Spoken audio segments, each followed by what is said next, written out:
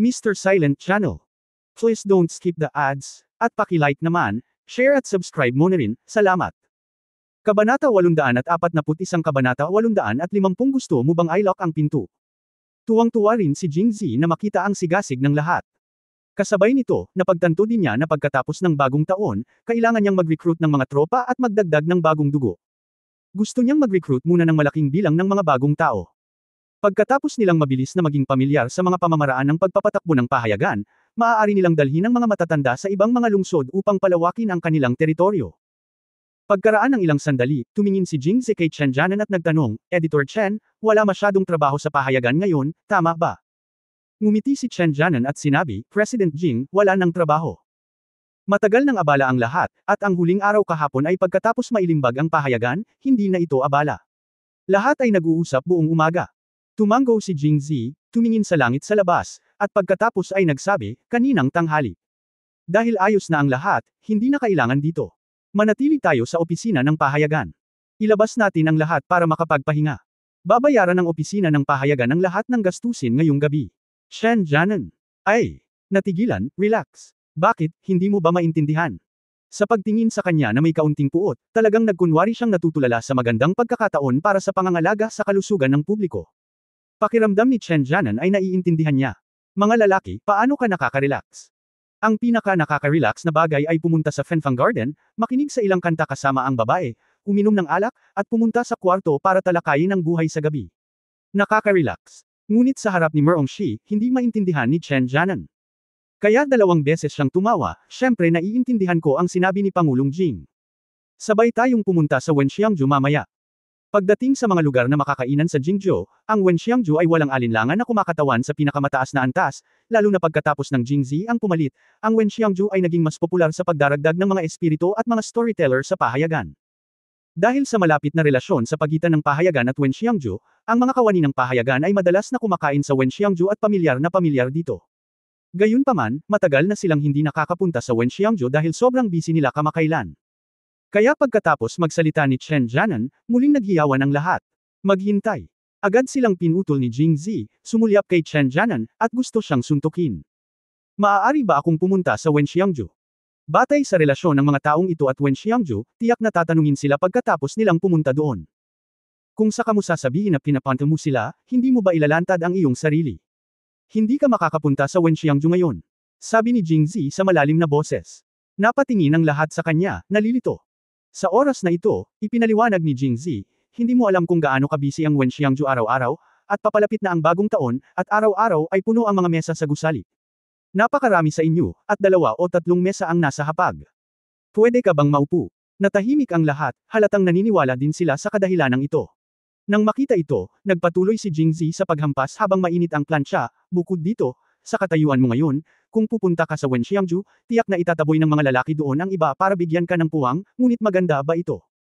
Nang marinig ito, ang lahat ng mga miyembro ay nagtuwid ng kanilang mga likod, itinaas ang kanilang mga ulo at itinaas ang kanilang mga dibdib, na nakakaramdam ng labis na pagmamalaki. Ngunit sinabi pa rin niya. Sinabi ni President Jing oo, malamang masama.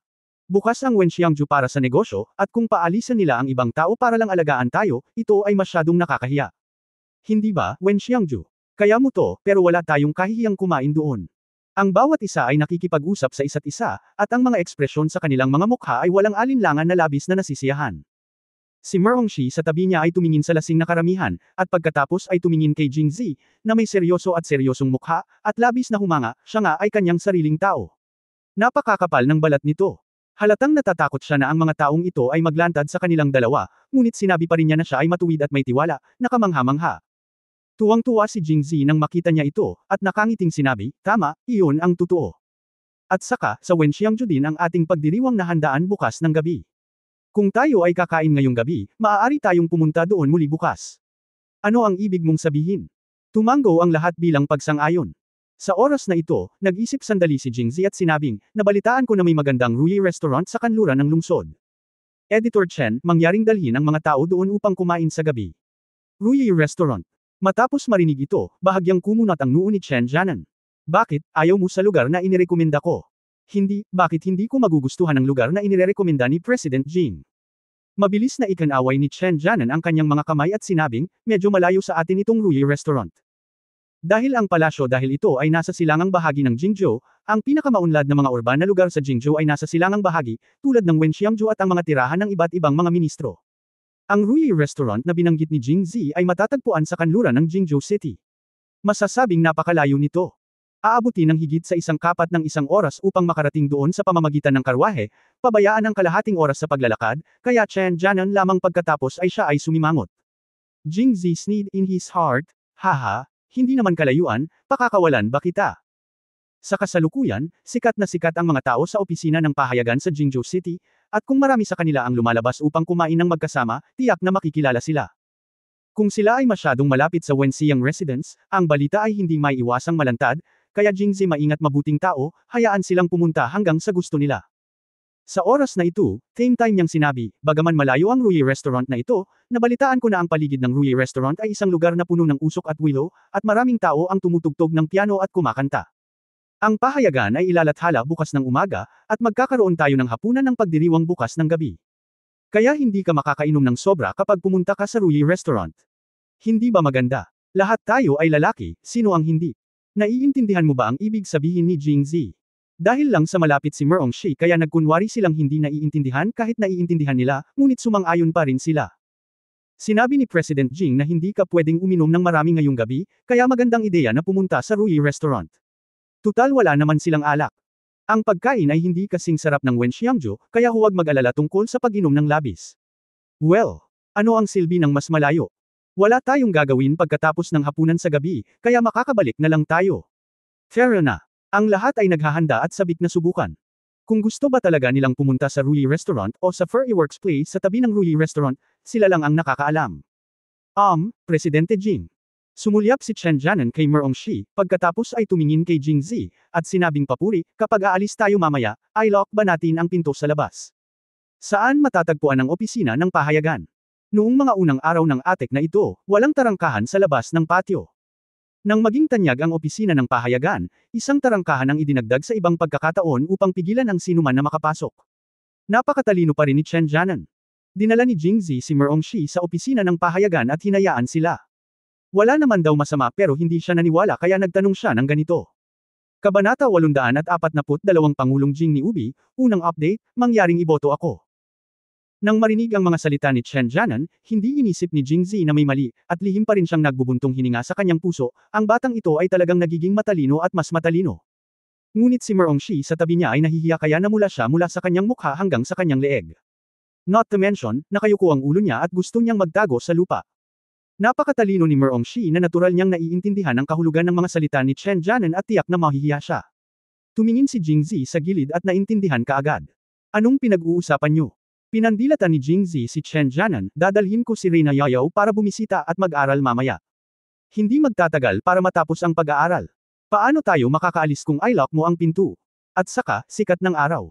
Kung nilock mo ang pinto, hindi mo ba binabaliwala ang reputasyon namin ni Queen Yayaw? Habang sinasabi niya ito, palihim niyang kinindatan si Chen Jianan. Naunawaan ni Chen Jianan at agad na sinabi, itinuturo sa akin ni Pangulong Jing, Meng lang, na hindi ko pinag-isipang mabuti. Pagkatapos ay itinuro niya ang sulok malapit sa pinto at sinabi, President Jing, ang lock na iyon ay nasa pasimano ng bintana, fair na. Tumango si Jing Zi at hinintay na lumabas ang iba. Pagkatapos ay iniwan niyang mag-isa si Chen Jianan at sinabi sa kanya, kapag pumunta ang lahat sa Ruyi Restaurant, maaari kang bumalik ng mag-isa at sabihin kay Xiao Yu. Ngayon ang huling isyu ng pahayagan bago ang taon. Nais ng opisina ng pahayagan na magdiwang ngayon at bukas. Ngunit nag-aalala tungkol sa hindi pag-book ng Wenxiangzhou ng maaga at pagkaantala ng negosyo, kaya ang lahat ay maaari lamang pumunta sa Ruyi Restaurant at hilingin kay Xiao Yu na mag-iwan ng 3 kopya para sa lahat bukas ng gabi. Table, kung tatanungin mo ako, sabihin mo lang na sumama ako sa iyo at nakarating na ako sa Ruyi Restaurant. Matapos marinig ang sinabi ni Jing Zi, natigilan si Chen Jianan. Tila pawang kasinungalingan lang ang sinabi niya tungkol sa pagiging puno ng Wenxiang residence at na-reserve na ang mesa, at ang hula niya ngayon ay tila hindi naman mali. Ang dalawang taong ito ay gustong manatili dito. Muli siyang tumingin kay Merong Shi sa isang sulyap, iniisip ang kanyang pagkakakilanlan bilang Reina Yayaw, ang lahat ng pagkagulat ay pinagsama sa isang pangungusap.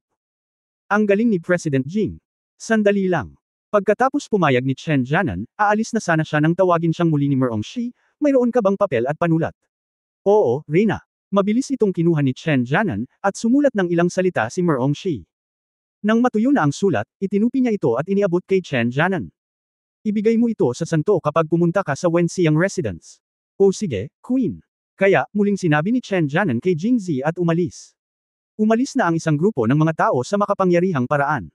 Nang tuluyang umalis si Chen Jianan, ang bulwagan na kanina lang ay napuno ng tanging Jingzi at Merongshi. Ang mainit na araw ay sumisikat mula sa pinto, tahimik at mainit. Lumapit si Jingzi at isinara ang pinto. Sa oras na ito, itinaas ni Merongshi ang kanyang ulo at itinikom ang kanyang mga labi sa kanya. Anong meron? Posible bang bukas pa ang pinto? Ang dahilan kung bakit sinabi iyon ni Jingzi kay Chen Jianan ay pagpapanggap lamang. Hindi naman seryosohin ni Merongshi, di ba? Narinig ito ni Merongshi, inilibot niya ang kanyang mga mata sa kanya, at sinabing kaakit-akit, ibig kong sabihin, I lock mo rin ang pinto. Oh! Nagmamadaling tumakbo palabas si Jingzi, nakaramdam ng pagkabalisa sa kanyang puso, si Merongshi ay ganito direkta, ito ay nagpasigla sa kanya. Para sa isang normal na tao, magkulong man siya sa labas o magkulong, mahihirapan siyang pumasok at lumabas, ngunit hindi normal si Jingzi. Kaya naman, pagkatapos ay lock ang pinto, tumalon siya pabalik. Kung dadaan ang mga tagalabas, tiyak na iisipin nilang sarado ang opisina ng pahayagan. Pagkatapos, pagbabalik, isinara ni Jingzi ang pinto, isinara ang lahat at lahat. Una niyang tanong, ano ang isinulat mo sa note na ibinigay mo kay Chu Xia? Ngumiti si Merongshi at nagsabi, katulad mo. Katulad ko. Natigilan si Jingzi. Sinadya mong hilingin sa kanilang lahat na pumunta sa Ruyi Restaurant, at hiniling mo rin kay Editor Chen na sabihin kay Zhang Xiaoyo na pumunta ka rin, hindi mo ba siya pinaisip na hindi tayo magkasama? Matapos marinig ito, hinawakan ni Jingzi ang kanyang ulo at tumawa ng 2 beses. Ito, para lang sa kaligtasan. Kinailangan namin ng maraming pagsisikap para magkaroon kami ng magandang pagkakataon. Kung may darating namang istorbo sa amin, talagang nakakadismaya. Tumango si Merongshi bilang pagsang-ayon, well, sa tingin ko rin, kaya sinabi ko kay Chu Xia na humingi sa waiter ng ilang hiwan ng brown sugar ginger at mainit na tubig, at isasara niya ng mahigpit ang pinto mamaya. Kung may magtanong, sasabihin niya sa kanya na masama ang pakiramdam ko. Saglit itong sinuri ni Jingzi. At binigyan siya ng thumbs up. Dahil masyadong malayo ang Ruyi Restaurant sa Wenxiangju, nabalitaan ni Zhang Xiaoyo na pumunta siya sa Ruyi Restaurant, at malaki ang posibilidad na hindi siya pumunta doon. Pagkatapos ay tiyak na titingnan niya kung naroon si Merongshi. Kung wala si Merongshi, masisira ang kasinungalingang ito. Kung narito si Merongshi, tiyak na hindi ito masyadong iisipin ni Zhang Xiaoyo at Zhu Xining. At hiniling ni Merongshi kay Chu Xia na sabihin ito. Bilang isang babae, malamang na naisip ni Zhang Xiaoyo na hindi maganda ang pakiramdam ni Merongshi dahil mayroon siyang mga kamag-anak. Pagkatapos ay irerelax niya ang kanyang pagbabantay, at silang dalawa ay magiging mas ligtas. Pagkasabi nito ay tumahimik ang silid at naging medyo malabo ang kapaligiran. Tiningnan ni Merongshi si Jingzi na may lamang sa kanyang mukha. Kung si Jingzi ay isang junior brother, niyakap na sana niya si Merongshi nang walang salita sa oras na ito at sinimulan siyang nguyain ng mabangis. Pagkatapos ay gagamitin niya ang kanyang mga kamay at paa ng sabay-sabay at magiging abala. Ngunit humiwalay na si Jingzi sa kategorya ng unang kapatid. Marami na siyang naging babae at isa na siyang veterano, kaya ang susunod na hakbang ay tingnan si Merongshi ng buong pagmamahal, at pagkatapos kumagat sa. Hindi mahalaga kung ikaw ang unang kapatid o isang veterano, kapag nakaharap ang isang napakaganda at masarap na dilag, walang mas mahusay kaysa sa pagmuya ng isang pagkain, kung mayroon man, pagkatapos ay ngumunguya ng 2 beses. Ang mga kamay ni Merongshi ay marahang humawak sa baywang ni Jingzi, at pagkatapos ay masigasig na tumugon. Sabi nila kapag bago na, 2 beses na daw itong pamilyar. Ngayon ay pamilyar na si Merongshi sa paghalik, lalo na sa madamdaming paghalik. Alam na niya kung paano gawin ito. Gawing mas komportable si Jingzi. Siyempre, siya mismo ay sobrang komportable. Noong nag-aaral si Jingzi ng ilang video materials na 2 o 3 tao lang ang makakasuporta sa isang malaking drama, magfa-fast forward siya kapag nakita niyang may mga kissing scene sa loob ng 20 hanggang 30 minuto sa progress bar. At hindi ko maiwasang magreklamo, interesante ba ito? Kung iisipin ngayon, masasabing maasim na ubas ang kanyang kaisipan noon. At ngayong marami na siyang babae, hilig pa rin niyang makipaghalikan. Interesting ba ito? Dapat meron. Makalipas ang halos 1 kapat ng 1 oras o higit pa, ang dalawa ay nag-aatubili na naghiwalay, at kinailangan na maghiwalay dahil natatakot si Jingzi na kulang sila ng oxygen kung maghahalikan sila ng ilang sandali pa. Ang mga mata ni Merongshi ay kasing kaakit-akit ng seda, at siya ay humihinga ng mabigat. No wonder kailangan ng mga babae ang lalaki. Nostalgic pala talaga ang saya dito. At ang damit na suot niya ay magulo na sa sandaling ito, salamat sa katotohanang wala siyang suot na palda, kung hindi ay hinuberan siya ni Jingzi. Chapter 843, Sister Queen din ba ang tawag ko sa'yo? Ikalawang update, mangyaring iboto ako. Sa sandaling ito, walang alinlangang nasiyahan si Merongshi. Gusto niyang i-freeze ang oras sa sandaling ito. Sa isang mainit at tahimik na lugar, si Jingzi ay nag-iisa sa kanya. Kumapit siya sa mga bisig ni Jingzi na parang kuting, hinayaan ang paggalaw ng mga kamay nito na gumaan sa kanyang katawan, humihingal. Sa oras na iyon, paulit-ulit siyang umuungol na nagpaparamdam sa mga tao na makati at hindi makayanan. Gayunpaman, nang ang masamang kamay ni Jingzi ay hindi na nasisiyahan sa itaas na tatlong ruta, ngunit sa halip ay inatake ang mas mababang tatlong ruta, mabilis na hinawakan ni Merongshi ang kanyang kamay. Tumangala si Jingzi, medyo nalilito. Pulang-pula ang mukha ni Merongshi. Bagamat may mga bagay siyang pinag-isipan kagabi at hindi tumutol sa kanyang puso, halatang hindi ito ang oras ngayon. Hindi pa siya umiinom ng gamot. She can't take medicine blatantly, ano na lang ang iisipin niya sa sarili niya. Gumagamit ka ba ng mga trick bago ka ikasal? Mag-iiwan ba ito ng masamang impresyon sa kanya? Ngunit kailangan niyang gawin ang hakbang na ito, dahil bilang reyna ng Yayao Kingdom, nakaramdam pa rin siya ng kaunting pagkabalisa, kahit na sinabi niyang madali lang ito at maaari niyang talikuran ang kanyang posisyon bilang reyna. Ngunit sino ang makakatiyak kung ano ang mangyayari pagkatapos bumalik sa Yayao Kingdom? Sa makatuwid, kailangan niyang gawin ito. Sa ganitong paraan, kahit anong pagtutol ng mga tao at mga ministro ng Yayao Kingdom, imposibleng maging reyna siyang muli. Sa oras na ito, ang iniisip ni Merongshi ay, paano niya lehitimong inumin ang gamot bago siya ibigay sa kanya. Kaya't muli niyang isinandal ang kanyang ulo sa dibdib ni Jingzi at bamulong, alam mo ba kung sino ang gustong pumatay sa akin? Tumango si Jingzi at sinabing, narinig ko ang sinabi ng fan, pero hindi ko alam kung kapatid mo siya o ikaw. Ate, ito ang aking panganay na kapatid na babae, si Merong Chen. Si Merongshi ay patuloy na nagtanong, kung gayon, alam mo ba kung paano ang tagahanga na nakakasira ng kaluluwa, na matagal nang nalampasan ng mundo, ay handang patayin ako para sa kanyang pangako. Sa puntong ito, naging mas masigla si Jingzi. Matagal na niyang gustong magtanong tungkol sa elixir. Ngayong nagkaroon siya ng pagkakataon, paano niya ito palalampasin? Kaya nagtanong siya, ano ang silbi ng elixir na ito? Bakit ito pinahahalagahan ng soul-destroying fan? Natahimik si Merongshi at nagsimulang magsalita. Dahil ang Yayao Kingdom ay matatagpuan sa timog, na may angkop na temperatura, patag na lupain at masaganang pagulan, ang Yayao Kingdom ay kilala rin bilang lupain ng isda at palay. Ito ang dahilan kung bakit humihingi ng pagkain ng Zhejiang Kingdom sa Yayao Kingdom bawat taon. Kung ikukumpara sa malupit na kondisyon ng klima sa Western Xinjiang, ang Yayao Kingdom at Western Xinjiang ay parang langit at lupa. Siyempre, bukod sa pagiging mayaman sa mga melon, prutas, gulay at butil, ang Yayao Kingdom ay mayroon ding maraming iba't ibang mga herbal na gamot, na mas mahusay kaysa sa Jingxi, ang kabisera ng gamot ng Angwo. Sa makatuwid, sa mga unang taon, ang Yayao Kingdom ay mayaman din sa mga alchemist. Gayunpaman, dahil ang Yayao Kingdom ay isang anak na bansa, walang maraming martial arts master sa bansa. Sa makatuwid, karamihan sa mga alchemist sa Yayao Kingdom ay ninakawan ng mga sekta mula sa ibang mga bansa. Ang mga bagay, at karamihan sa mga mahimalang elixir na kanilang pinino ay inagaw ng ibang mga taong martial arts. Ang mga taong martial arts ay humihiling sa mga alchemist na gumawa ng mga gamot para sa layunin ng pagsasanay ng martial arts, umaasa na gamitin ang kapangyarihan ng medisina upang maabot ang tuktok sa lalong madaling panahon. Ang mga taong hindi nagsasanay ng martial arts ay gusto ding gumawa ng gamot at uminom ng gamot, ngunit hindi nila ito ginagawa para magsanay ng martial arts, kundi para mabuhay ng walang hanggan. Sa huling pagsusuri, ang isa ay para sa paglilinang at ang isa ay para sa immortalidad. Ang pinakananais na pinuhin ang gamot para sa immortalidad ay ang Reyna Yayao noon, kaya ang maharlikang pamilya ng Yayao ay lumapit at tinipon ang 10 pinakatanyag na alchemist ng Yayao Kingdom. Ayon sa kanilang mga pangangailangan, pinakilos nila ang buong bansa upang mangolekta ng pinakasikat na gamot. Ang mga mahahalagang halamang gamot, tulad ng pinakamahalagang, Breaking Realm Flower, na nakita ni Jingzi sa paanan ng Changsheng Mountain, ay isa rin sa kanila.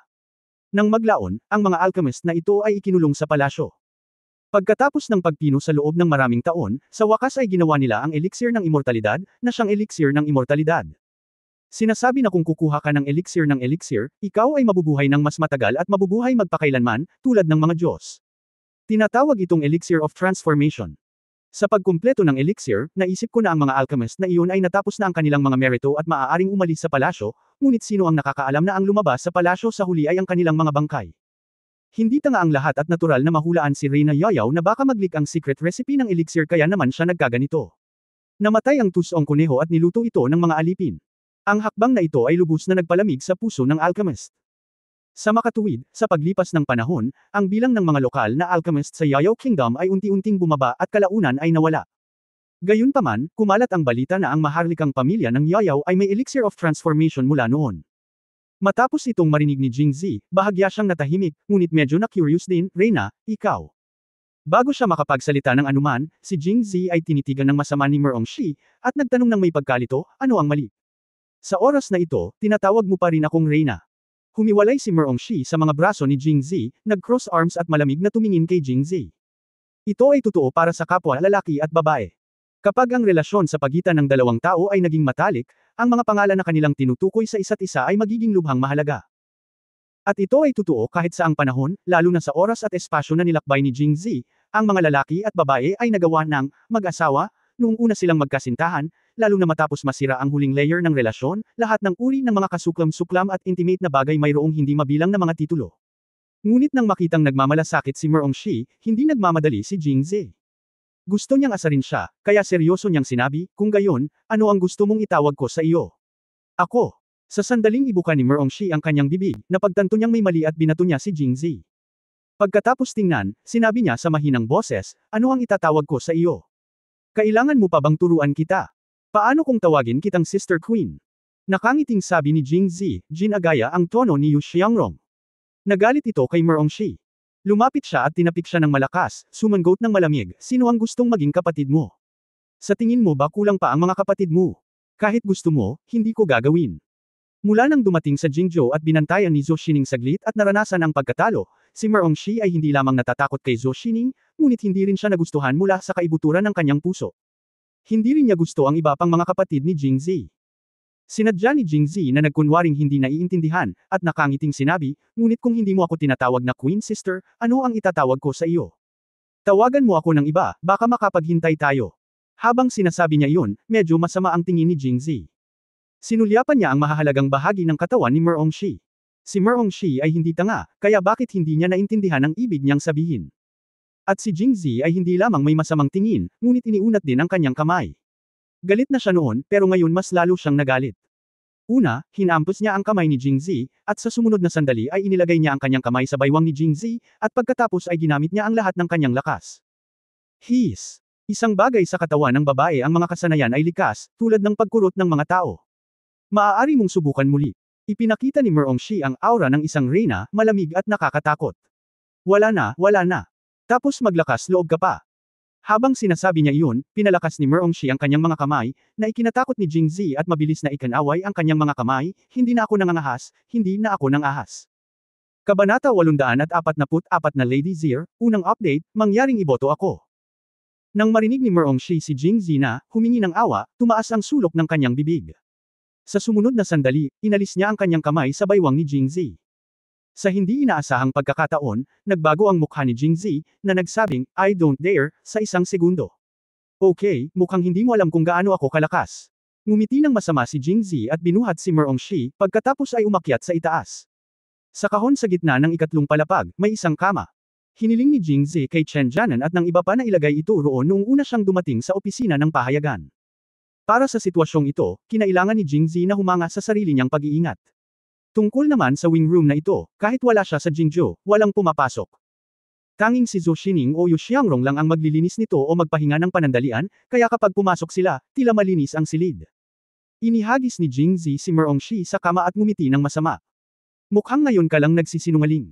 Haha, ano?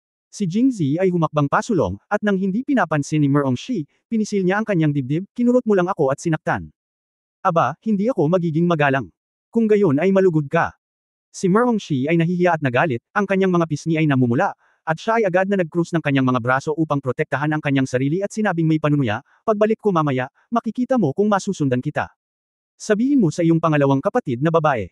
Well, kaagad na binawi ni Jingzi ang kanyang kamay at nakangiting sinabi, hindi ba masama para sa iyo na isama ang pangalawang kapatid sa aming mga personal na sama ng loob? Bakit masama? Inikot ni Merongshi ang kanyang mga mata sa kanya, sino ang nagtanong sa iyo na ay bully ako at hindi man lang ako tawagin ng pangalan ko? Scream, shout, hindi ba okay lang kung sumigaw ako? Anong pangalan mo? Tapos, she, talaga. Pansamantalang tanong ni Jingzi. Para sa mga tatlong karakter na pangalan tulad ng Sumuchen, Zhang Xiaoyu, at Yu Xiangrong, mas madaling tawagan si Jingzi, kaya maaari na lang niyang tawagan ang mga ito sa huling dalawang karakter, na tila magiliw. Bagamat mayroon ding tatlong karakter si Merongshi, ang kanyang apelyido ay Merong, kaya medyo mahirap tawagan siya. Hindi mo siya matatawag na Rongshi, di ba? Kaya't Zir lang ang matawagan ni Jingzi. Tinawag din niya si Zhou Xining sa ganoong paraan noong una, ngunit kalaunan ay nakaramdam siya ng awkward, kaya tinawag niya ang pangalawang kapatid na babae, ngunit hindi niya alam na hindi nasisiyahan si Merongshi. Dahil si Jingzi ay palaging tinatawagan si Empress Merongshi noon, kaya't si Merongshi ay nasiyahan sa pagtawag sa kanya ng Zir. Ang gayong matalik na titulo ay parang mainit na agos na dumadaloy sa puso ni Merongshi. Okay, tatawagan na lang kita. Zir. Namula si Merongshi at pansamantalang nagtanong, nahihiya ngunit sweet at the same time. Hindi. Ngunit umiling si Jingzi. Bakit hindi? Hindi ba't iyon ang tawag sa iyo ng pangalawang kapatid mo? Bakit hindi mo magawa pagdating mo sa aking lugar? Si Merongshi ay labis na hindi nasisiyahan sa kakaibang pagtrato kay Jingzi. Biglang nawala ang ngiti sa mukha niya kanina. Dahil, tumingin si Jingzi kay Merongshi at nakangiting sinabi, kailangan mo akong tawaging asawa, hindi Zir. Saglit na natigilan si Merongshi, at biglang namula muli ang mukha niya na kanina lang nilalamig. Gayunpaman, mabilis niyang naisip ito. You asked me to call you husband, why don't you call me ma'am? Talaga, Ma'am Zir. Sa sandaling ito, ang kapangyarihan ni Merongshi ay agad na nasira, ang kanyang maliit na ulo ay nakabitin, at ang kanyang leeg ay kulay rosas. Umakyat si Jingzi at binuhat siya, inilagay sa kondongan niya, at pagkatapos ay umupo sa kama. Ngunit hindi siya agad gumawa ng kaguluhan, ngunit nagtanong, Zir, ang nais kong itanong ngayon ay, gaano katagal na buhay ang mga reyna na iyon? Ayon kay Merongshi, kung ang Elixir of Immortality ay talagang may mahiwagang epekto gaya ng longevity at immortality, kung ito ay gagamitin, kung gayon ang orihinal na Reyna Yayaw ay patuloy na ginagawa ito, bakit ito nagbabago ng napakadalas? Saglit na nag-isip si Merongshi at sinabing, nauna sa akin, namatay ang dating Reyna dahil sa sakit noong isang taon, kaya itinulak niya ako sa posisyon ng Reyna. Malamang nasa 50s na siya noon. Dahil si Reyna Yayaw ang namamahala sa mga gawain ng gobyerno, samantalang ang santo ang namamahala sa panganganak, kaya ang mga babaeng naging reyna sa huli ay ipinanganak talaga sa mga santo, kaya ang bawat reyna ay walang gaanong pagmamahal sa dating reyna.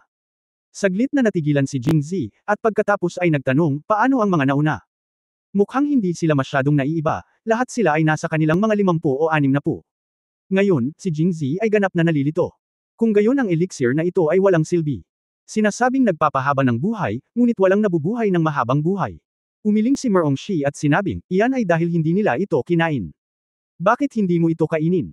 Ang emperador na hinabol ang immortality ay hindi na bago. Kung hindi mo mahuli, pag-usapan natin ito. Ang elixir ng immortalidad ay nasa harap mo, kaya bakit hindi mo ito kunin? Dahil hindi sila makakain. Pagkatapos ay muling nagpaliwanag si Merongshi. Lumabas na pagkatapos na pinuhin ng mga alchemist ang elixir, malamang ay nahulaan nila na hindi sila papayagan ni Reyna Yayaw na umalis ng madali, kaya pinakialaman nila ang elixir at nilagyan ito ng espesyal na gamot. Kung ang gamot na ito kung kakainin ito ng mga ordinaryong tao, ito ay magre-react sa elixir at magiging lubhang nakakalason na gamot. Kung ang isang taong may mataas na martial arts ay kukuha nito, maaari niyang gamitin ang kanyang purong panloob na lakas upang harangan ang epekto ng gamot, at isagawa lamang ang epekto ng elixir, sa gayon ay magpapahaba ng kanyang buhay at maging immortal. Walang sinumang nagsasanay ng martial arts si Reyna Yayaw, kaya hindi siya naglakas loob na kumuha ng elixir.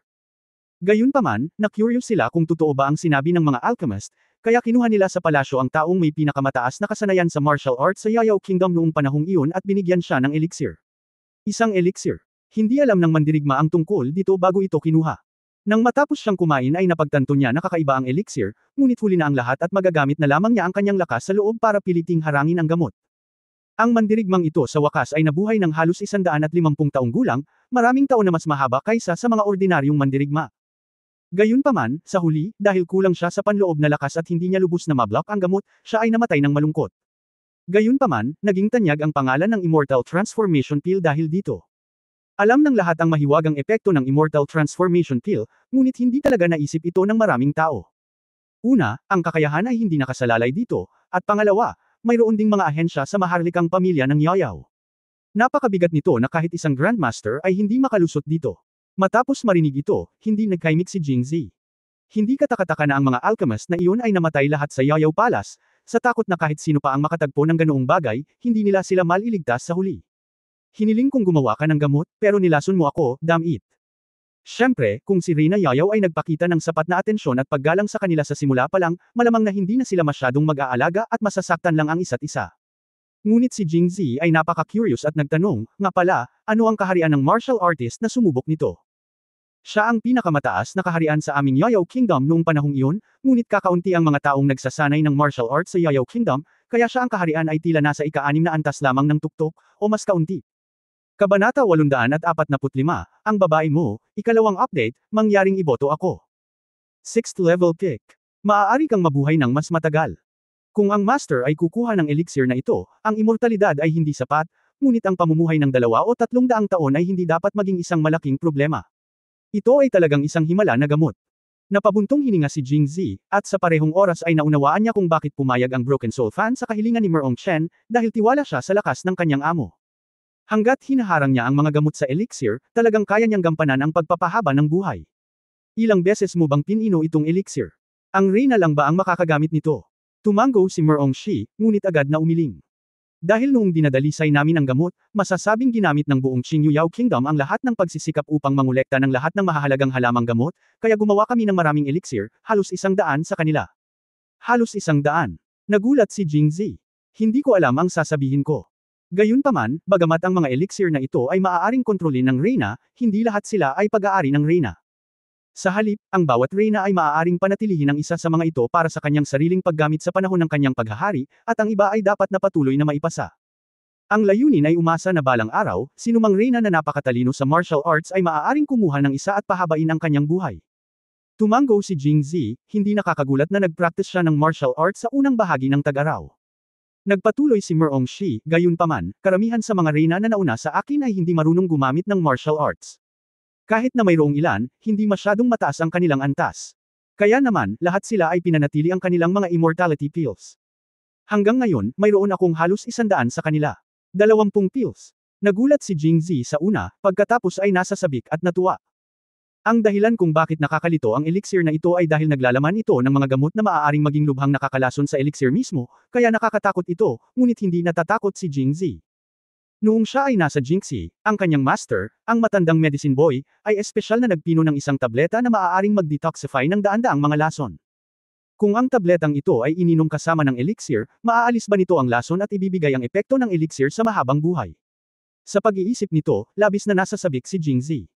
Kapag ang isang lalaki ay nakamit ang mahusay na tagumpay at may pera at magagandang babae, ang tanging alalahanin niya ay ang kanyang haba ng buhay, at ang elixir na ito ay nagbibigay sa kanya ng pagkakataon. Hindi lang siya mabubuhay ng mas matagal, kundi pati na rin ang kanyang mga babae. Kaya, sinabi niya kay Merong Shi ang kanyang ideya. Natural na tuwang-tuwa si Merong Shi pagkatapos marinig ito, ngunit medyo hindi siya sigurado, maaalis ba talaga ng iyong antidote ang lason ng immortal pill? Hindi rin lubos na sigurado si Jingzi. Ngunit ngumiti pa rin at sinabing, sa lohikal na pagsasalita, posible, ngunit kailangan mong subukan ito. Kung ang mga ordinaryong tao ay umiinom ng elixir na ito, gaano katagal bago ito magkabisa? Mukha namang seryoso si Merong Shi, nakatala ito sa Imperial Genealogy, may dating Reyna. WHO.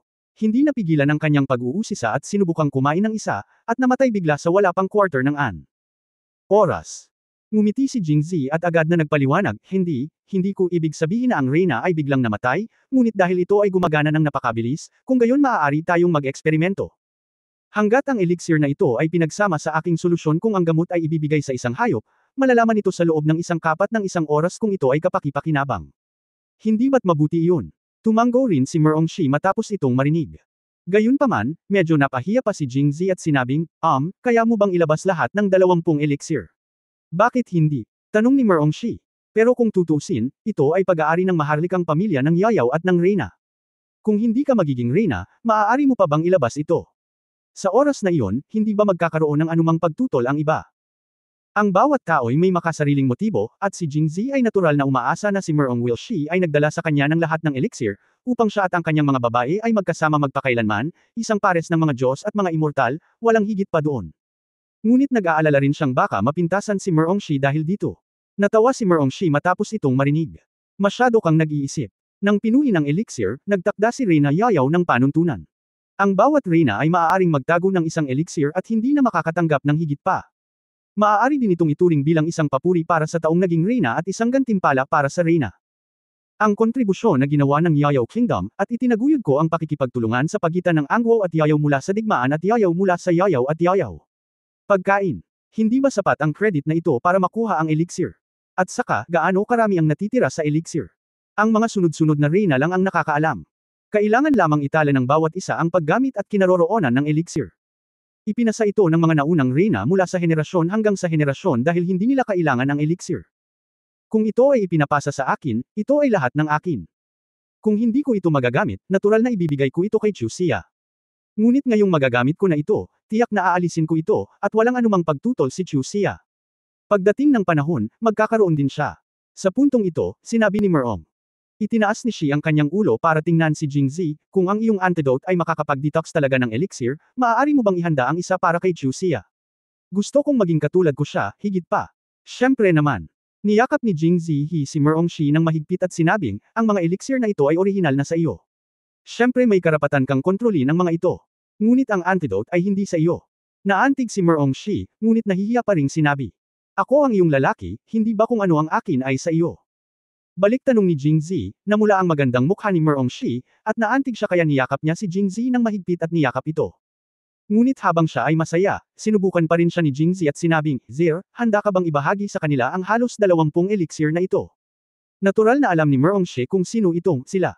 Sa oras na ito, itinaas din niya ang kanyang ulo, tumingin kay Jingzi, at seryosong nagtanong sa unang pagkakataon, sino sila? Pakisabi sa akin ng mabuti, kilala ko sila. Sa ngayon, ang aking pangalawang kapatid na si Zhu Xining, ang aking pangatlong kapatid na babae na si Qingqiu, ang aking ikaapat na kapatid na babae na si Pei Yangxi, at ang aking ikalimang kapatid na babae na si Liu Jinghong ay narito lahat. Nag-thumbs up si Merong Shi at sinenyasan siyang magpatuloy. Si Xiaoyu, Xiangrong, at ang aking nakatatandang kapatid na si Mo Chen, nakilala mo rin sila. Bukod sa kanilang tatlo, mayroon ding Qiu Chenchen mula sa Tungtian Palace, si Mu Qing, ang master ng Waxian Pavilion, at ang may-ari ng Waxian Garden. Wang Yingqiu, well, iyon lang sa ngayon. Ipinalakpak ni Merong Shi ang kanyang mga daliri at may damdaming nagsabi, nakakamangha, 12 na lang ngayon. Obviously, naibilang na niya ang sarili niya sa kanila. Ayoko rin ibigay sa kanila. Tapos sa huli ako lang ang makakasama mo hanggang sa huli. Pero, ayoko namang gawin yun kasi alam kong hindi ka magiging masaya and that Zhu Xining, I want her to look at me well. She will be so angry with you. But I have to tell you that I will bring a total of 20 the Ilai, when you will bring a total of 20 Ilai. Sila. Natural na pumayag agad si Jingzi at niyakap siya. Taos puso niyang sinabi, Zir, napakabait mo. Matingkad na ngumiti si Merong Shi, sa totoo lang, tulad ng sinabi mo, babae mo rin ako, at kung ano ang akin ay iyo. Babae ko. Inilagay ni Jingzi si Merong Shi sa kama, ngumiti siya ng masama, may isang hakbang pa. Chapter 846, ang mga table task ng babae ay talagang malakas, unang update, mangyaring iboto ako. Ang katawan ni Merong Shi ay kasing ganda ng kanyang mga pisngi. Sa sandaling ito, si Merong Shi, na tagaktak ng pawis, ay humihinga ng malalim at niyakap ng mahigpit si Jingzi, na parabang hawak niya ang buong mundo. Halos isang oras, hindi ito ang pinakamahusay na pagganap ni Jingzi, ngunit para sa isang bagong babae, ang oras na ito ay sapat na mahaba. Niyakap din ni Jingzi si Merong Shi, ninanamnam ang lamang pagkatapos. Gayunpaman, curious pa rin siyang nagtanong, Zir. MS, Sir. Bago pa siya makapagsalita ng isa pang salita, siya ay pinutol ni Merong Shi na galit, iyon na ako, bakit hindi mo ako tawagin nasaan ang ginang? Ito, ay ang, Mrs. ni Jingzi. Na naging ganap na emosyonal at hindi napigilan si Merong Shi. Ang lahat ng kasunod na mga aksyon ay napakahusay na natamasa din ni Jingzi ang walang katulad na kaligayahan. Kaya naman, hinanggad ni Merong Shi na marinig mula sa kaibuturan ng kanyang puso si Jingzi na tinatawag siyang, ina, ngunit bigla itong tumigil sa pagtawag sa kanya, na nagbigay sa kanya ng ilusyon na hindi niya ito pahalagahan kahit na nakuha niya ito. Saglit na natigilan si Jingzi, pagkatapos ay ngumiti at nagsabi, gusto kong tawagan si Zir Madam anumang oras, ngunit nangangahas ka ba? Ako. Nang dumating ang mga salita sa kanyang labi, nilunok pa rin ni Merong Shi ang salitang, dear. Bumalik sila dahil ang dami nilang ginawa ngayong araw para lang hindi madiskubre ni Zhu Xining at ng iba pa.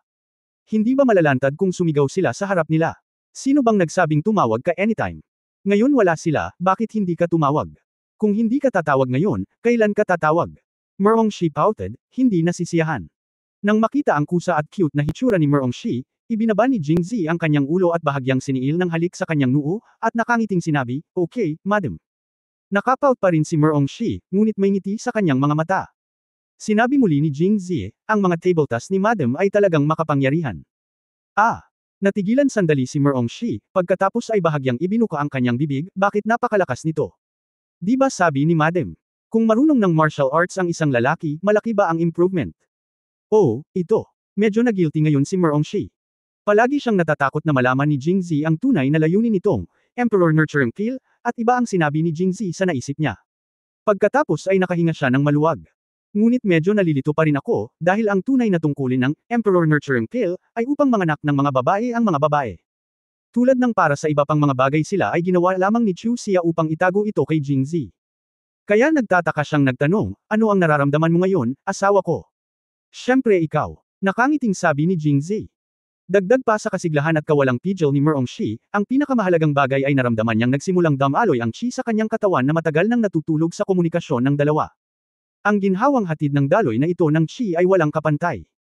Ang ganitong uri ng daloy ng chi ay lumitaw din kay Jingzi, at naramdaman niya ito sa tuwing gumagawa siya ng isang pambihirang tagumpay. Gayunpaman, noong nakalusot ako noon, nagkaroon ako ng ganitong pakiramdam, ngunit hindi ito kasing lakas ng oras na ito. Posible ba na naabot na niya ang kaharian ng isang master? Masayang nag-isip si Jingzi at sabay na sinabi kay Merong Shi. Matapos marinig ito, natigilan si Merong Shi, hindi naman, tama. Casual lang sinabi, may epekto ba talaga? Ngunit ngayon ay hindi niya masabi kung ito ay gumagana o hindi. Gayunpaman, ang Emperor Nurturing Pill na ito ay talagang mabuti para sa kanya. Lumingon siya at sumulyap sa labas, dahil tanghali na silang bumalik. Bagamat tumagal ng mahigit 1 oras, 1/4 na lang ng oras bago lumubog ang araw. May 1 oras pa. Ito ang pinakamahalagang sandali para kay Merong Shi. Natatakot ako na pagkatapos ng araw na ito, imposibleng makahanap muli ng ganoong pagkakataon. Kaya't inilagay niya ang kanyang mga braso sa leeg ni Jingzi, huminga ng mahina sa kanyang mga tainga, at sinabi ng may kaakit-akit na mga mata, "Aking Panginoon, dahil napakaganda ng epekto ng tabletang ito, huwag mong sayangin." Habang sinasabi niya ito, siya ay kaakit-akit at malabog. Dumampi ang mapupulang labi niya sa labi niya. Jing. Maraming babae si Z, ngunit siya ang unang naging mabangis gaya ni Merong Shi. Sa oras na ito, hinaplos ni Jingzi ang makinis na likod ni Merong Shi at mahinang sinabi, "Madam, pagkatapos ng bagong taon, mangyaring manatili sa Jingzhou ng ilang araw pa bago bumalik sa Yaoyao Kingdom." Bakit? Itinaas ni Merong Shi ang kanyang ulo, ang mga mata ni Rosway ay tumitig kay Jingzi nang hindi kumukurap. Siyempre hindi ko ito papakawalan. Ngayon, gusto kong manatili sa akin ang aking asawa araw-araw. Matapos marinig ang emosyonal na pag-amin ni Jingzi, hindi na nasasabik si Merong Shi at napuno ng kaligayahan. Niyakap niya ang baywang ni Jingzi at mahinang sinabi, "Gusto ko ring makasama ang asawa ko. Pero kung mananatili ako, magkakaroon pa ba ng pagkakataon ng asawa ko na samahan ako tulad ngayon?" Well, nag-isip sandali si Jingzi, masasabi ko lang ang totoo, mukhang wala na, o mahirap na. Matapos bumalik ngayon, kahit na hindi mahulaan ni Zhou Xining at ng iba pa na silang dalawa ang may pinakamahalagang relasyon, alam pa rin nila na hindi sila nakarating sa opisina ng pahayagan sa umaga. Pagkatapos ng lahat, ipapaalam sa iyo ni Sumo Chen ng maaga. Kaya kung gusto kong lumabas ulit ng magkasama in the future, natatakot akong may sumunod sa akin ng palihim, pati na ang sitwasyon ngayon. Matapos marinig ito, si Merong Shi ay hindi nalungkot gaya ng inaakala ni Jingzi. Sa halip, kinagat niya ang kanyang labi at ngumiti. Sabihin ko na lang, actually napag-isipan ko na. Wala naman masyadong pinagkaiba ang pananatili ng ilang araw at ang pananatili ng ilang araw. Tutal, palihim tayong lumabas ngayon nang hindi sinasabi sa iyong pangalawang kapatid at sa iba. Natatakot ako na baka magalit tayo sa kanila. Sa mga susunod na araw, mas dapat silang mag-ingat. Matapos marinig ito, sumimangot si Jingzi at naramdaman na medyo malupit ito at hindi patas kay Merong Shi. Magsasalita pa sana siya, inabot ni Merong Shi at tinakpan ang kanyang bibig ng maaga. Hindi mo na kailangang magsabi ng kahit ano. Sa katunayan, hindi ako naagrabyado o hindi nasisiyahan. Naisip ko ito nang maaga nang hilingin kong umalis ka sa lungsod, at pareho tayo. Ganito, lubos akong nasisiyahan. Itinaas ni Merong Shi ang kanyang maliit na ulo at sinabing seryoso ang mukha. At kahit umalis ako sa Jingzhou, magiging masaya ako sa tuwing naiisip ko ang nangyari ngayon. Not to mention, this separation is for a better reunion. Siguro mas maaga akong umalis, then we can meet again next time do. Hindi mo ba naisip na mas mabuti? Kung umalis siya ng mas maaga. Hindi niya ito matatanggap kung mananatili siya. Kahit na walang mangyari, mabuti pa rin na makita siya araw-araw. Kabanata 847, gusto mo bang subukan muli? Ikalawang update, mangyaring iboto ako. Nang makita ni Jingzi ang kanyang childish side, itinikom ni Merong Shi ang kanyang mga labi at tumawa. Nag-aalangan si Jingzi, halatang may malasakit ito sa kanya. Ito ay sapat na. Hinaplos niya ang kanyang mukha sa dibdib ni Jingzi, at pagkatapos ay inisip na ang kaunting buhay ay maaaring negal-ihi sa kanyang tiyan sa oras na ito, at na ito ay dahan-daang lumalaki habang lumilipas ang panahon, at siya ay tila nasisiyahan. Siguradong matutuwa siya kapag nagkita ulit kami in the future, di ba? Ngunit bigla siyang may naisip muli at nagtanong, "Mr. Sir, seryoso ba ang pinsala ng Soul-Breaking Fan?" Tumango si Jingzi at umiling. Medyo natarante si Merong Shi nang makita niya ito. Ipinaliwanag ni Jingzi, ang pinsalang natamo niya ay nakamamatay sa isang ordinaryong tao, kahit na isang master sa ika-6 na antas, kaya ang pinsala ay dapat na napakalubha. Ngunit siya ay isang grandmaster. Mayroon bang anumang pinsala? Hindi ko matukoy kung ito ay nakakaapekto sa kanyang mga vitals. Marahil ang pinakamasamang resulta ay maaari siyang gumaling ng mag-isa pagkatapos umuwi. Nakakatakot ang estado ng master. Hindi lamang siya ay may isang malakas na kakayahang mag-externalize ng panloob na enerhiya, ngunit ang kanyang kakayahang pagalingin ang kanyang sarili ay kamanghamanghang din. Hanggat hindi nito sinasakta ng mahahalagang bahagi, maaari itong gumaling ng mag-isa. Nang marinig ito, napakunot ang noo ni Merongshi. Nais niyang orihinal na maging isang elixir, ngunit ngayon natatakot ako na ang lahat ng kanyang iniisip ay nasa iyo. Hindi ka dapat umalis muli sa lungsod sa malapit na hinaharap upang maiwasan ang panganib. Medyo nag-alala si Merongshi at nagsimulang magsalita muli. Sikat pala sa mundo ang Soul Breaking Fan hindi lang dahil sa kanyang malakas na martial arts skills at maraming masters ang napatay niya, kundi dahil noong bata pa siya, para siyang invincible little strongman. Kapag nakilala niya ang isang taong mas mataas kaysa sa kanya, sa unang pagkakataon kung hindi mo kayang patayin ito, subukan mo ito sa pangalawang pagkakataon, o sa pangatlong beses, hanggang sa mapatay mo ito, na nagpapahirap sa mga tao na bantayan ito. Pagkatapos niyang maging master, nawala ang sitwasyong ito, dahil kakaunti ang mga tao sa mundo na mas mataas kaysa sa kanya. Tinanggap din niya ang mga alagad. Kung hindi niya nakilala ang isang tao o isang bagay na pinahahalagahan niya, bihira niyang gawin ito sa kanyang sarili. Pagkatapos marinig ito, nagtanong si Jingzi, ibig mong sabihin, may apprentice pa siya. Tumango si Merongshi, napakalakas din daw ng apprentice niya, pero mas malikot ang kinaroroonan ng apprentice niya, at wala pang nakakita sa kanya noon. Patay na ang lahat. Dahil masyadong sikat ang pangalan ng soul-destroying fan at siya ay taga Southern Shi, kailangan niyang sumunod sa mga alituntunin at bihirang gumawa ng anuman sa mga kabisera ng iba't ibang bansa. Ito ay dahil ginawa niya ito sa mga araw na ito, Jay. Ang dahilan kung bakit kaya niya. Pero iba ang apprentice niya. Ang mga paraan ng pagpatay ng apprentice niya ay parang soul-breaking fan noong kabataan niya. Gumagamit siya ng lahat ng uri ng pamamaraan. Dahil walang nakakakilala sa kanya, basta gusto niyang pumatay, kadalasan ay nakakapatay siya ng tao. Pupunta muna ako sa lugar para mag-obserbo ng ilang araw, tapos maglalakas loob akong kumilos sa syudad. Nang sabihin niya ito, si Merongshi ay tumingin kay Jingzi, ang kanyang mga mata ay puno ng pagsisisi sa sarili, at ulong, kasalanan ko ang lahat kung bakit ka naligay sa gulo. Napakalaking problema. Tinapik siya ni Jingzi sa likod at inaliw, bakit mo ako dinala sa malaking gulo? Siguradong may problema sila. Kung gusto nilang hawakan ang babae ko, dapat silang mamatay. Bagamat naantig si Merongshi matapos marinig ito, medyo nag-aalala pa rin siya, huwag maging pabaya, maging masunurin, at huwag lumabas ng lungsod sandali kahit na ang kanyang apprentice ay naglakas loob na gumawa ng isang bagay sa lungsod, ang kanyang antas ay hindi dapat mas mahusay kaysa sa iyo. Kahit na gumaling siya mula sa kanyang mga pinsala, hindi siya maglalakas loob na salakayin ang soul-destroying fan-fan. Sa Jisho City. Tama si Merongshi, ang soul-destroying fan ay isang master, at gaano man kalakas ang kanyang apprentice, hindi siya magiging master, at tiyak na hindi siya magiging mas malakas kaysa kay Jingzi.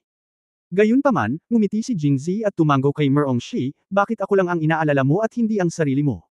Pagkatapos ng lahat, alam niya ang martial arts at napakalakas, ngunit si Merongshi ay isang babaeng hindi marunong magtali ng manok gamit ang kanyang mga kamay.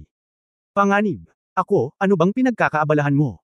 Natatakot ako na gusto ka lang patayin ng soul-destroying fan ngayon, so how can he care about me? At saka, kung talagang mahanap niya ako, maghahanap siya ng elixir. Bibigyan ko lang siya. Nakangiting sabi ni Merongshi, hindi man lang nag-aalala. Pagdating sa elixir, mabilis itong hinanap ni Merongshi mula sa kanyang damit. Palagi niyang dinadala ang mga mahahalagang bagay. Pagkaraan ng ilang sandali, naglabas si Merongshi ng isang maliit na bote at iniabot ito kay Jingzi, "MS Sir, lahat ng elixir ko ay nasa loob nito. Kunin mo muna ito. Subukan mo ulit bukas." Tumango si Jingzi, binuksan ko ito at tinignan. Ang elixir ay napakaliit, halos kasing laki ng granada. Naglabas ito ng maliwanag na kulay rosas na kulay at may nakakapreskong espesyal na aroma, na partikular na kaakit-akit. Kinuha ito ni Jingzi sa kanyang kamay at sinulyapan si Merongshi. Naisip niya sa kanyang sarili na siya ay isang hanggal na babae na ibinigay ang lahat ng elixir sa kanyang sarili. Kung talagang nakatagpo niya ang soul-destroying fan sa labas, ano ang ibibigay niya sa kanya? Kaya, nagsinungaling lang siya sa kanya at pinaniwalaan siya. Nag-aalala lang siya sa kanya. Para naman sa kaligtasan niya, wala siyang pakialam. Ngumiti si Jingzi at umiling, ngunit hindi nagsalita tungkol sa kanya dahil may naiisip na siyang plano. Sa oras na ito, lumipas na si Shenshi at dumidilim na ang langit sa labas. Dapat ba tayong bumalik? Tumingin si Merongshi sa labas at sinabi. Okay, bumalik ka na. Tumayo din si Jingzi, na sobrang pagmamalaki. Ngunit si Merongshi ay hindi nagpakita ng pagkamahiyain tulad ng ibang babae. Sa sandaling sasabihin ni Jingzi na, syempre, sino ang nakakaalam na sinabi ni Merongshi ang susunod na pangungusap? Ang mga susunod na salita ay hindi sinabi, ngunit iniwan kay Jingzi isang malandi na tingin ng nakakatakot kay Jingzi. Sa kabutihang palad, ang mga espesyal na table tasks ni Merongshi ay nagparamdam sa kanya na ang kanyang katawan ay puno ng sigla, at ang kanyang katawan ay parang ipinanganak na muli, na nagpapahintulot sa kanya na mapanatili pa rin ang isang magandang kondisyon. Pero kahit anong mangyari, hindi siya naglakas loob na ipagpatuloy. Kaagad namang sumagot si Jingzi, ito lang, alam mo. Napakunot ng noo si Merongshi at sinabing, gusto mo bang subukan ulit? Aba, madilim na. Kung hindi tayo babalik mamaya, maghahinala ang pangalawa kong kapatid at ang iba pa. Kapag hinabol nila tayo dito, hindi ba tayo malalantad? Okay. Ayaw na talagang maulit ni Merongshi. Gusto lang niyang asarin si Jingzi. Nang makitang natakot si Jingzi, ngumiti siya at hindi na nagsalita, nagbihis at naghanda para bumalik. Chapter 848 kaya kung lumipad, first update, please vote for me. Ang mga damit ni Merongshi ay nagsuot ng kanyang sarili, at ang mga damit ni Jingzi ay natural na isinuot ni Merongshi. Pagkatapos magbihis, lumabas siya ng opisina ng pahayagan. Ang dalawa sa kanila ay nasa mabuting kalagayan, at ang Diyos ay lubos na tumutugon sa sitwasyon. Ngayong gabi, maliwanag ang buwan at kalat-kalat ang mga bituin. Ang liwanag ng buwan ay maliwanag at nagniningning sa kalsada, na ginagawa itong napakaganda. Hinawakan ni Jingzi ang kamay ni Merongshi, at si Merongshi ay sumando kay Jingzi, naglalakad sa mga eskinita. Bagamat pareho ang tanawin sa mga nagdaang araw, iba ang kanilang kalooban. Walang nagsasalita, na para bang ang ganitong uri ng tahimik na pagsasama ay kabilang sa isang tahimik at mapayapang gabi. Ayaw masira ni Jingzi ang atmosphere, kaya hinayla niya si Merongshi at naglakad ng dahan-dahan, tapos biglang huminto. Anong mali? Natahimik si Merongshi sa mundo sa pagitan nilang dalawa. Sa sandaling huminto si Jingzi, agad siyang nagtanong ng may pagtataka. Wala. Parang may nakalimutan ako. Pagkasabi nun ay lumingon siya at tumingin sa likod niya. Walang laman ang makipot na eskinita, walang iba kundi ang maliwanag na liwanag ng buwan. Mali kaya ang nararamdaman ko. Anong nakalimutan mo? Walang napansing kakaiba si Merongshi at muling nagtanong. Ayaw ni Jingzi na mag-alala siya, kaya ngumiti siya at sinabing, naalala ko, hindi pa tayo kumakain ngayong gabi, kaya bakit tayo dumaan sa mga stall na iyon? Gusto ba nating bumalik at kumain bago tayo bumalik? Tuwang-tuwa si Merongshi matapos itong marinig. Pero parang may naisip, ibinaba niya ang mga talukap, kalimutan na natin. Gabi na. Kung hindi tayo babalik, hahanapin talaga tayo ng pangalawang kapatid mo. Si Merongshi ay may natural na pakiramdam ng pagtanggi kay Zhou Xining. Noong una ay naisip niya na dahil uminom siya ng Yuhuang Pill, at natapos ang kasal nila ni Jingzi ng maaga, nanalo siya sa round na ito, at siguradong magtitiwala siya kapag nakita niyang muli si Zhou Xining. Ngunit ang katotohanan ay hindi ganito. Ngayon si Merongshi ay medyo natatakot na makita si Zhou Xining, at palaging nakakaramdam ng kaunting takot. Ito ba ang legendary guilty conscience? Naisip ni Merongshi at hinimok si Jingzi na bumalik kaagad. Tumango si Jingzi. Naghahanap lang siya ng dahilan para sa biglaang paghinto niya. Sa makatuwid, nang makitang hindi sumang-ayon si Merongshi, tumigil siya sa pagpilit sa kanya at muling hinayla si Merongshi pasulong. Ngunit sa pagkakataong ito ay mas alerto siya, at nakatuon ang kanyang atensyon, na binibigyang pansin ang mga pagbabago sa kanyang paligid. Sa ilalim ng maliwanag na buwan, walang gaanong hangin, at ang eskinita ay sobrang tahimik. Sa wakas ay napagpasyahan ni Jingzi na may sumusunod talaga sa kanila. Ang lalaki ay sumunod sa malayo at hindi mahina, dahil ang paggalaw na ginawa niya ay minimal. Kung hindi pa naperpekto ni Jingzi ang parehong panloob at magaan na kasanayan, malamang na hindi siya mapapansin. Gayunpaman, hindi tumigil si Jingzi at lumingon sa likod. Napasulyap lang siya habang lumingon sa eskinita sa harapan. Sa ilalim ng gabi, isang itim na anino ang sumilay sa dingding. Isang malamig na liwanag ang kumislap sa mga mata ni Jingzi, at pagkatapos ay nawala. Sa maikling panahon, nakarating na silang dalawa sa entrance ng kalye kung saan naroon ang Wenxiang residence. Mula sa malayo, nakita nila sina Zhou Xining at Zhang Xiaoyu na nakatayo sa pintuan na nag-uusap. Si Zhang Xiaoyu ay tatayo at titingin dito paminsan-minsan. Agad na kinuha ni Jingzi si Merongshi at nagtago sa isang madilim na lugar nang hindi nakita ni Zhang Xiaoyu. Ano ang dapat nating gawin? Si Merongshi ay natakot sa sandaling ito. Paano kung mag-isa kang pumunta doon? Sa tingin nila ay nasa bahay pa rin ako. Pagkatapos mong bumalik sa kanila, kaya kung umakyat mag-isa. Dahil sa tanghali, hiniling ni na Jingzi at Merongshi si Chen Jianan na bumalik na may dalang mga mensahe, kaya dapat kumain si Jingzi sa Ruyi Restaurant habang si Merongshi ay dapat magpahinga sa itaas. Napakahusay na natugunan ng panukalan ni Merongshi ang mga kondisyon. Ngunit tumanggi si Jingzi nang hindi nag-iisip. Kung tama ang hula niya, ang taong sumusunod sa kanila sa daan ay ang disipulo ng soul-destroying fan. Dapat ay narinig niya na sinaktan niya ang kanyang amo at naghiganti. At tama si Merongshi. Hindi siya direktang kumilos, ngunit nag-obserbo ng maaga, at marahil ay patuloy na magmamasid, kaya hindi nag-alala si Jingzi na iwan si Merongshi na mag-isa sa labas. Ihahatid na lang muna kita. Paakyatin mo muna ako. Nasa may pintuan na sila. Hindi ba nila napansin? Ngumiti si Jingzi at sabi, nakalimutan mo, kaya kung lumipad. Dinala ni Jingzi si Merongshi sa likod ng Wenxiang Residence, nagpaplanong samantalahin ang kakulangan ng mga tao dito para ipadala siya sa ikalawang palapag.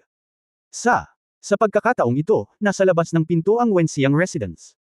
Ikalawang kapatid, sa tingin mo, may problema ba? Tumayo si Zhang Xiaoyu na nakatipto at tumingin ng matagal, ngunit hindi nakita ang figure ni Jingzi, at nakaramdam siya ng krisis. Malamang, hindi. Ngunit, hindi ba sinabi sa iyo ng kataas-taasang Mo Chen na silang dalawa ay hindi pumunta sa opisina ng pahayagan sa umaga? Ano ang ginawa nila ngayong umaga? Siguradong may mali. Sinuri ni Zhang Xiaoyu ang kalsada.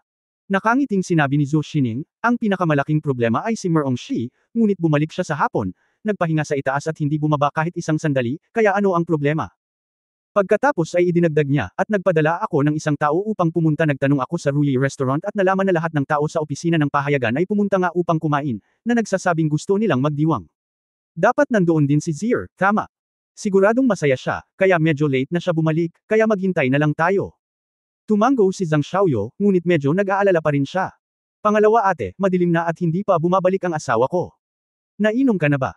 Saglit na nag-isip si Zhou Xining at ngumiti, pagkatapos may lathala bukas ang pahayagan, magkakaroon ng taunang holiday ang opisina ng pahayagan. Pagkatapos ng mahabang trabaho, normal lang na uminom ng alak kapag masaya ka, at nagliwanag ang mga mata ni Zhou Xining at sinabi niya, mas masarap uminom ng sobra. Mas masarap uminom ng sobra. Medyo nalito si Zhang Xiaoyu. Nakangiting paliwanag ni Zhou Xining, Xiaoyu, kung babalik si Zier ngayong gabi, matitiis mo pa ba? Sa pag-iisip ng nakakabaliw na eksena kagabi, naramdaman ni Zhang Xiaoyu na nanghihina ang kanyang mga binti, at agad na ikanaway ang kanyang mga kamay at sinabing, ikalawang kapatid na babae, hindi na makatiis si Xiaoyu. Kagabi, naramdaman ni Xiaoyu na siya ay mamamatay, hindi ba naramdaman ni second sister? Hindi ako mas mahusay kaysa sa iyo kapag hindi ako nakatiis kagabi, kahit na iniisip ko, kahit na dumating si Reyna Yayaw noon, hindi ko na siya pipigilan. Sino ang nagpapalakas kay Zier? Pagkatapos ay inibon niya ang usapan at sinabing, so, sa tingin mo ba kung masyadong uminom si Zier ngayon? Magiging mas relax tayong dalawa sa gabi. Oo. Tumugon din si Zhang Xiaoyu na may pag-asa sa kanyang mukha, kung gayon. Mas mabuting uminom ng sobra ang asawa ko. Oo, at ayaw mong malaman. Ano ang ginawa ni Zier at Reyna Yayaw sa umaga? Lahat sila ay nagsasabi sila ng totoo pagkatapos uminom. Kung talagang umiinom si Zier, hindi lang tayo makakapag-relax sa gabi, kundi sasamantalahin din ang kanyang kalasinggan para magtanong sa kanya. Oo. Nang matapos ni Zhou Xining ang kanyang pagsusuri, agad na sumang-ayon si Zhang Xiaoyu na nakangiti. Nag-iisip pa rin ang pangalawang kapatid na babae. Pagkatapos sabihin iyon, ang dalawang babae ay patuloy na nakatayo sa labas ng pinto, nakatingin sa kalye sa malayo, sabik na naghihintay. Kabanata 849 na Kabanata 860 ano ang tungkol sa iyo? Ikalawang update, mangyaring iboto ako. Ang pinakamapanganib na lugar ay kadalasang pinakaligtas na lugar. Binabantayan ni Zhou Xining at Zhang Xiaoyu ang pintuan sa harap, habang si Jingzi ay pumasok na sa likurang pinto at pinapunta si Merongshi sa ikalawang palapag. Pagbaba ko, nakasalubong ko si Shi-san. President Jing, ikaw. Sabi ni Shi-san, itinuro ang pintuan sa harap, si Zhou Xi at Miss Zhang ay naghihintay sa iyo sa harap. Siya. Jingzi made a silencing gesture, said, alam ko, pupunta ako dyan ngayon din, wag mong sabihin sa iba na galing ako sa likod. Oh. Sumang-ayon si Shi-sanwo sa kanyang sarili, iniisip pa rin sa kanyang puso, kaming mga ordinaryong tao ay hindi maintindihan ang mundo ng malakas. Pumunta ka at gawin mo ang iyong trabaho. Okay. Pumayag naman si Shi-san at tatalikod na sana nang muli siyang napatigil. President Jing, mayroon ka pa bang magagawa? Pumunta ka at hanapin ako sa likod bahay na may dalang garapon ng alak. Pagkatapos magsalita ni Jingzi, palihim siyang bumalik sa likod bahay. Maya-maya, lumitaw si Shi-san sa likod bahay na may dalang garapon ng alak. Akala niya noong una ay iuuwi ni Jingzi ang alak para uminom, ngunit hindi niya inaasahan na binuksan ni Jingzi ang garapon at uminom ng isang malaking lagok. Isang malakas na tao, tulad ng inaasahan.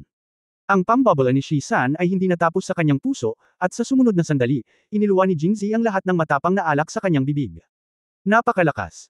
Sumunod, inulit ni Jingzi ang pagkilos na ito ng maraming beses, at nang i-spray niya ang alak, hindi niya ito ini-spray ng bulag, ngunit ini-spray ito sa kanyang damit. Maya-maya, sinabuyan niya ng alak ang sarili niyang damit. Ang garapon ng matapang na alak ay sinaboy ni Jingzi. Sa halip, sa sandaling ito, ang buong katawan ni Jingzi ay napuno ng malakas na amoy ng alak. Itinaas ni Jingzi ang kanyang braso at inamoy iyon. Sobrang nasiyahan siya.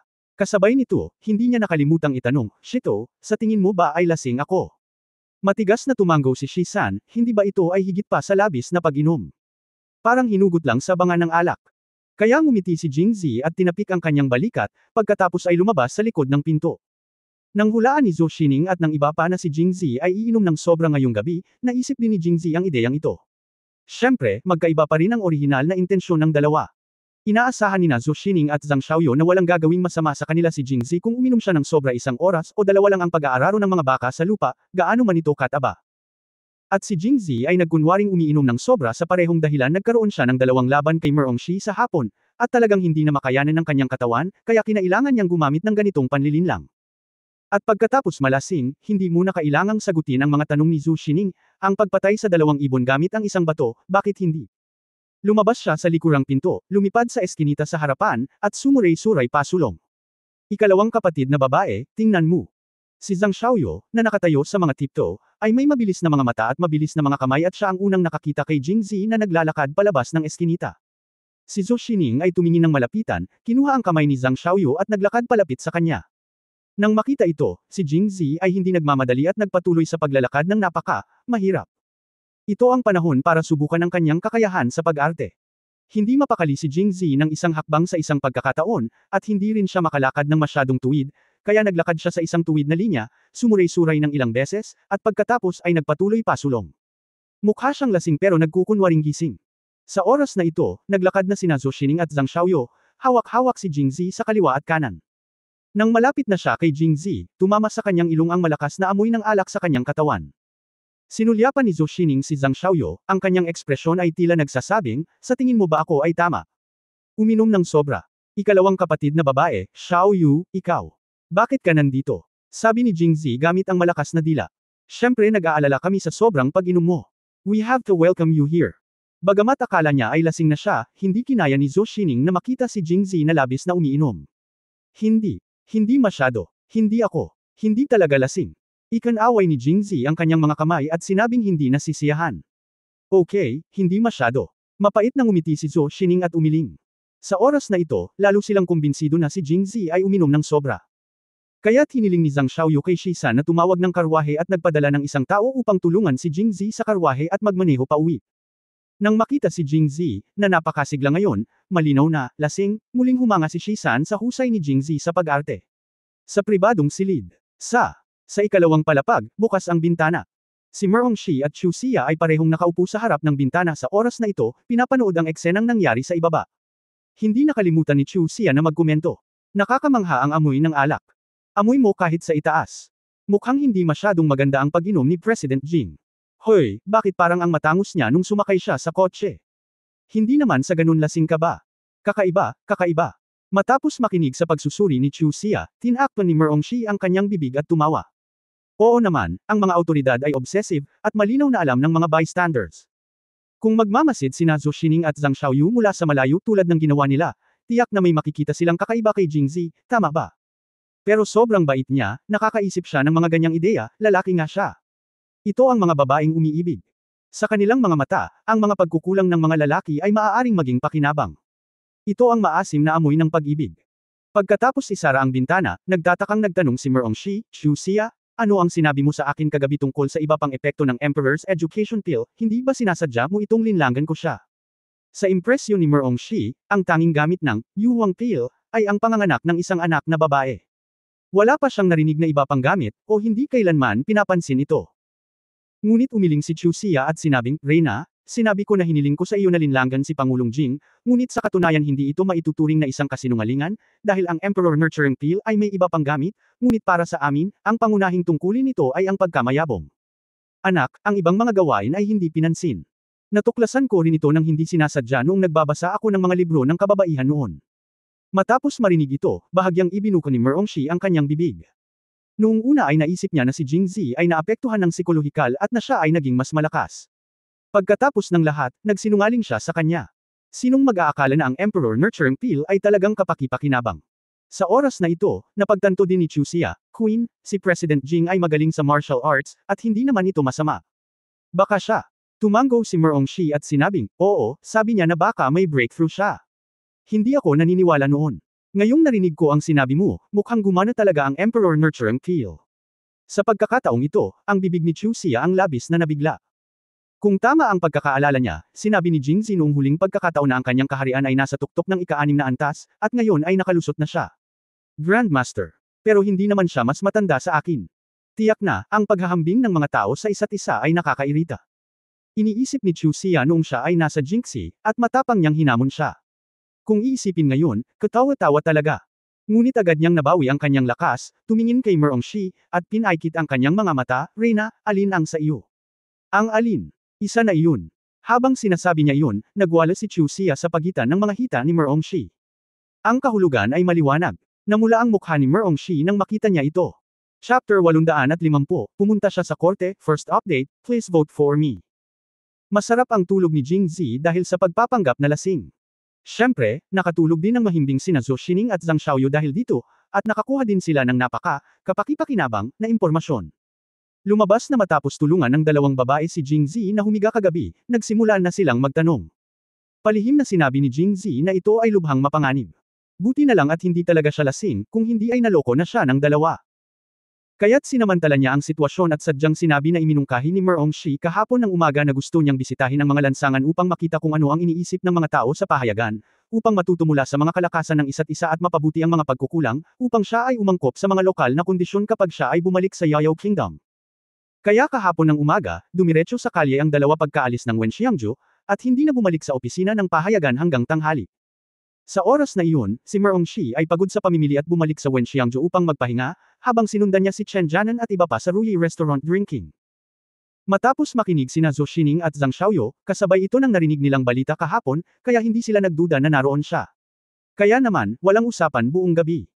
Kinaumagahan, bagamat nagising si Jingzi, narinig niya ang tumikim na tunog ng pagbukas ng pinto bago niya imulat ang kanyang mga mata, at pagkatapos ay lumutang ang malamig na hangin na may nakakapreskong halimuyak. Patuloy na ipinikit ni Jingzi ang kanyang mga mata, na nagkukunwaring tulog pa rin. Pangalawa ate, hindi pa ba gising ang asawa mo? Sumunod, bamulong si Zhang Xiaoyu sa mahinang boses. Hindi pa. Lumapit si Zhou Xining sa gilid ng kama at tumingin. Nang makitang hindi, pangkaraniwan, si Jingzi, sumagot siya, at pagkatapos ay nagtanong, Xiaoyu, hindi mo ba sinabi kagabi na pumunta ka sa Wenxiang residence ng maaga para bantayan siya? Narinig din ito ni Jingzi bago siya, hangover. Bagamat nalaman nila mula sa kanyang bibig na, walang nangyari, sa pagitan nila ni Merongshi kahapon ng umaga, nag-aalala pa rin sina Zhou Xining at Zhang Xiaoyu. May unang pagkakataon at pangalawang pagkakataon. Sino ang makakatiyak na hihilahin ni Merongshi si Jingzi sa susunod? Bakit hindi ka gumawa ng iba kapag lumalabas ka? Kaya naman, para kumagat ng mga bagay-bagay, nagboluntaryo si Zhang Xiaoyu at hiniling na tingnan si Merongshi mula kaninang umaga, at wala na siyang pakialam sa mukha ano ang mukha kumpara sa pagkawala ng kanyang asawa. Kaya napagdesisyonan na kahit lumabas sila, kailangan niyang sundan sila ng palihim. At madaling araw, tinupad ni Zhang Xiaoyu ang kanyang pangako at pumunta sa Wenxiangju pagkatapos bumangon. Gayunpaman, tumakbo siya pabalik wala pang kalahating oras pagkatapos umalis, na naging dahilan ng pag-usisa ni Zhou Xining. Matapos marinig ito, nakangiting sinabi ni Zhang Xiaoyu, oo, gusto ko siyang panoorin noon, ngunit hindi ko siya kailangang panoorin. Pumunta siya sa korte. Anong nangyayari? Hininaan ni Zhou Xining ang kanyang boses, marahil ay takot na magising si Jingzi. Hinayla niya si Zhang Xiaoyu sa pintuan at tinanong, bakit siya pumunta sa korte? Marahil ay naisip niya na alam niya ang mga pamamaraan sa pagtakbo sa opisina ng pahayagan. Kahapon ay sinundan niya ang kanyang asawa sa kalye upang makinig sa mga opinyon ng mga tao. Gusto kong imungkahi na pumunta siya at magulat sa kanyang kamahalan tungkol sa kanyang trabaho at pagkatapos ay talakayin ang follow-up na kooperasyon. Si Zhang Xiaoyu ay nag-aaral ng mag-isa. Matapos marinig ito, naramdaman ni Zhou Xining na tila walang mali sa kanya, ngunit nakaramdam pa rin siya ng pagkabalisa at sinabing, tinignan mo bang mabuti? Nagpunta talaga siya sa palasyo para dumalo sa korte, sa halip na lumabas para magtago. Tumawa si Zhang Xiaoyu pagkatapos marinig ito. Ikalawang kapatid na babae, sa katunayan, ang aming mga alalahanin kagabi ay hindi kailangan, dahil ang kanyang kamahalan Mo Chen ay mas nababalisa kaysa sa amin. Kaya, sinabi sa kanya ni Zhang Xiaoyu ang kwento ng pagpunta sa Wenxiang residence.